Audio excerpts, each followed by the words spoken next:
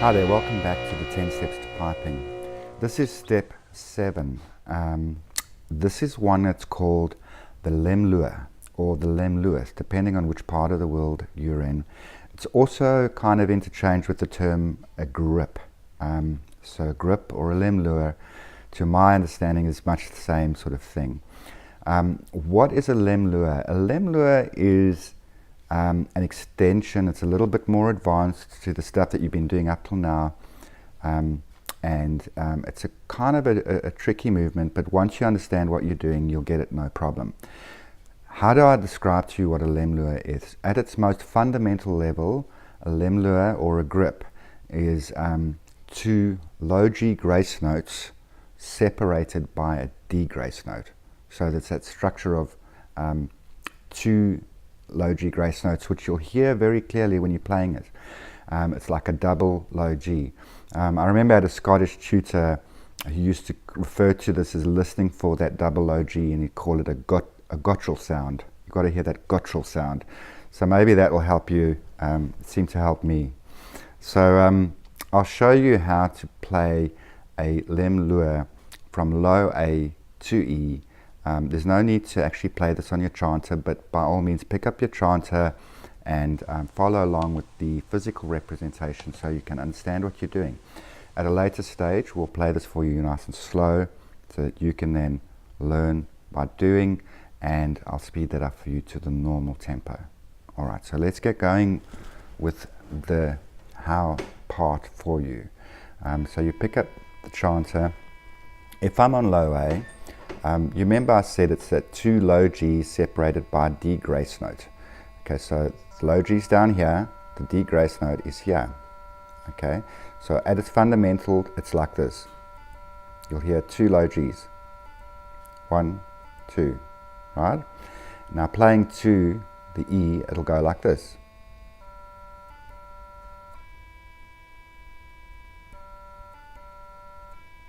Did you hear that? Da, da, da, two low G's. Okay, slow. Okay, and speed it up to normal tempo.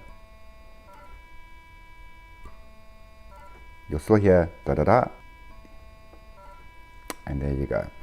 Now you can play this on a whole lot of different notes. We'll learn this as Lemluaths in the scale. So I'll play Lemluaths going up the notes in the scale and all resolving to E. So we'll go up to B now and show you how the B one looks. So it's B, two low G with the D grace note separating them, right? Again, B, 1, 2, 3, up to E. Okay, and at normal tempo. You can still hear those two low G grace notes. So that's the key to this movement. Now from C, going up the scale to C, okay, two low G's separated by the D grace note, and up to E. Pretty slow. All right, and you've got to be careful not to get crossing movements here. That happens a lot on this exercise, because you may lift these two fingers out of sync. So remember to lift them nice and smartly together. Okay, going up to D. D, for some weird reason, and I've yet to know what the reason is. If anyone knows, I'd love to know actually. On the D, we don't use a D grace note to separate the two low G's. We use a B grace note. It's probably the only anomaly in terms of the structure of all of these movements in the bagpipes, which I've never quite understood. But this is indeed the traditional way to play it, so I'll show you.